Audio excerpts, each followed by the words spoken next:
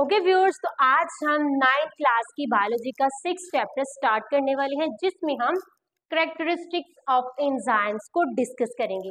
सबसे पहले हम इसकी डिस्कवरी की बात करते हैं। 1870 में एक बायोलॉजिस्ट जिसका नेम था विलियम कोहनी, उसने एंजाइम्स को डिस्कवर किया।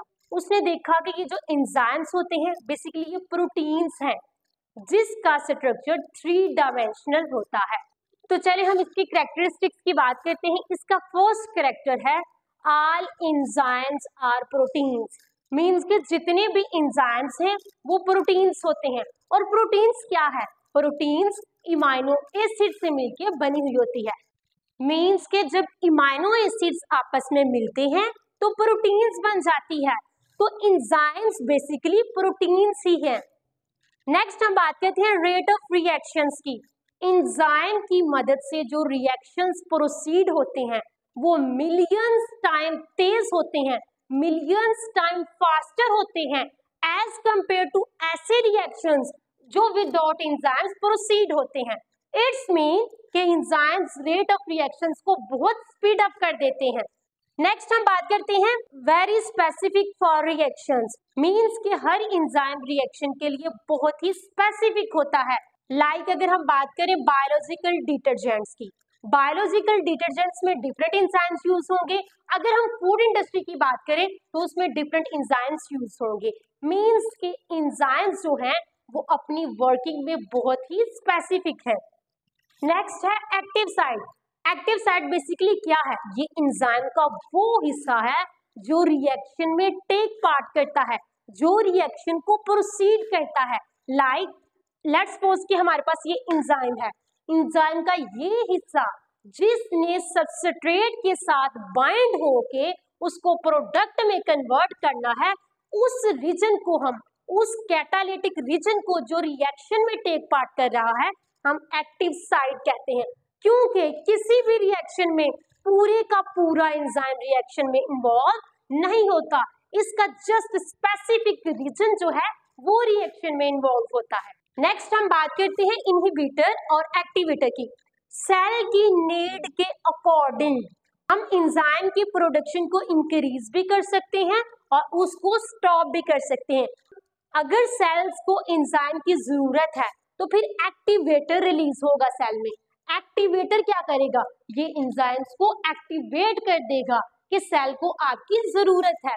अगर सेल को एंजाइम की जरूरत नहीं तो फिर इनहिबिटर रिलीज होगा। इनहिबिटर क्या करेगा? ये एंजाइम की प्रोडक्शन को स्टॉप कर देगा। इट्स मीन कि सेल को फर्दर एंजाइम्स की जरूरत नहीं। नेक्स्ट हम बात करते हैं कोफैक्टर की। कोफैक्टर्स क्या होते हैं?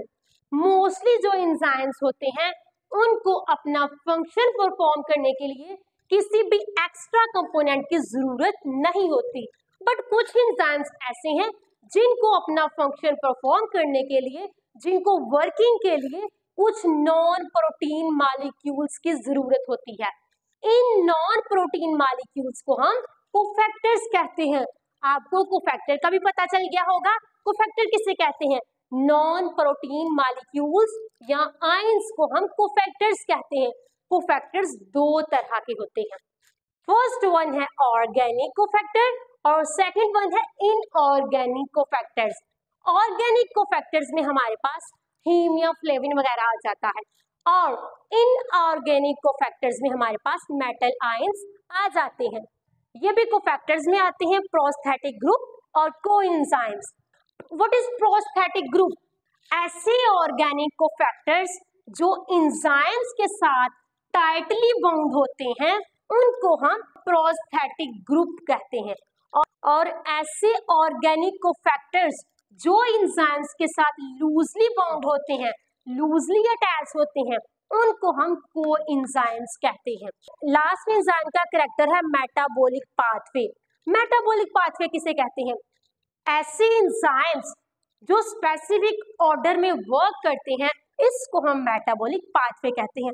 इसमें बेसिकली क्या होता है कि एंजाइम्स एक ऑर्डर में काम कर रहे हैं, जो एक एंजाइम का प्रोडक्ट होगा वो दूसरे एंजाइम का सबस्ट्रेट बन जाएगा और ऐसे ही रिएक्शन प्रोसीड होता रहेगा।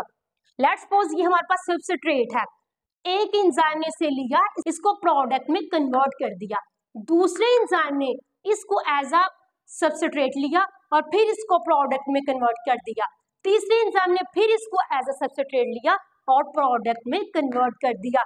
ऐसे ही रिएक्शन प्रोसीड होता रहता है। इस स्पेसिफिक ऑर्डर में जो वर्किंग हो रही होती है इसको हम मेटाबॉलिक पाथवेज कहते हैं। ये एंजाइम के कैरेक्टर्स हो गए। अब हम नेक्स्ट एंजाइम के यूजेस को डिस्कस करेंगे। जो सबसे पहला एंजाइम का यूज है फूड इंडस्ट्री में, हम देखेंगे कौन सा एंजाइम यूज होता है और क्या इसकी वर्किंग है। फूड इंडस्ट्री में देखा जाए तो अमाइलेज एंजाइम यूज होता है। इसने बेसिकली स्टार्च की ब्रेकडाउन करके इसको सिंपल शुगर में कन्वर्ट करना होता है। फॉर एग्जांपल व्हाइट ब्रेड्स और बन्स ये फूड इंडस्ट्री में बनती हैं with the help of enzymes. Second इसका यूज है ब्रूइंग इंडस्ट्री में, मींस के जहां अल्कोहल्स वगैरह बनते हैं। अच्छा, फर्मेंटेशन का प्रोसेस कैसे प्रोसीड होता है और कौन सा एंजाइम यूज होता है उसमें? फर्मेंटेशन को एक माइक्रो ऑर्गेनिज्म प्रोसीड करता है जिसको हम यीस्ट कहते हैं, और यीस्ट अमाइलेज एंजाइम को प्रोड्यूस करता है जो कि अल्कोहल बनाने में इस्तेमाल होता है। नेक्स्ट हम एंजाइम का इस्तेमाल देखते हैं पेपर इंडस्ट्री में। पेपर इंडस्ट्री में हमारे पास कौन सा एंजाइम इस्तेमाल होता है? पेपर इंडस्ट्री में सेलुलेज एंजाइम यूज होता है। सेलुलेज एंजाइम ने क्या करना होता है? ये स्टार्च की ब्रेकडाउन करके उसकी विस्कोसिटी को कम कर देता है ताकि इजीली पेपर मेकिंग हो सके। लास्ट यूज है इसका बायोलॉजिकल डिटर्जेंट्स में। इसमें दो एंजाइम्स का इस्तेमाल हुआ है। फर्स्ट वन है प्रोटीज और सेकंड है अमाइलेज। प्रोटीज क्लॉथ वॉशिंग में, मींस कि कपड़े धोने में इस्तेमाल होता है। कपड़ों में जो मैल कचैल होती है प्रोटीज उसको स्टेन कर देता है। और नेक्स्ट है अमाइलेज। अमाइलेज डिश वॉशिंग में, मींस के बर्तन धोने में जो बर्तनों में ऑयल वगैरह होता है अमाइलेज से इजीली रिमूव हो जाता है। ये थे एंजाइम के यूजेस और कैरेक्टरिस्टिक्स। उम्मीद करती हूँ कि आपको ये वीडियो पसंद आई होगी। काइंडली मेरे चैनल को सब्सक्राइब करना मत भूलिएगा ताकि इस तरह की मजीद वीडियोस आप तक पहुंच सके। शुक्रिया।